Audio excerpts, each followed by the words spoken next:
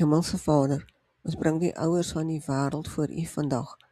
U sien hul verantwoordelikhede, hul opofferings en die liefde wat hulle vir hulle kinders dra. Here, gee hulle wysheid om hul gesinne reg te lei en geduld vir elke dag se pad. Skenk hulle krag wanneer hulle moeg word en duidelikheid wanneer besluite moeilik is. Omring hulle met U beskerming. Waak oor hul huise en hou hul gesinne veilig. Vul hul harte met liefde wat sag, standvastig en volhardend is. Help hulle om met voorbeeld te lei, met vriendelikheid te versorg en huise te bou waar vrede en begrip kan groei. Wanneer hulle onseker voel, herinner hulle dat U naby is. Wanneer hulle swaar dra, dra hulle deur U genade. Seën elke ouer, Here, en laat U leiding 'n lewens en die van hul kinders vorm. Amen.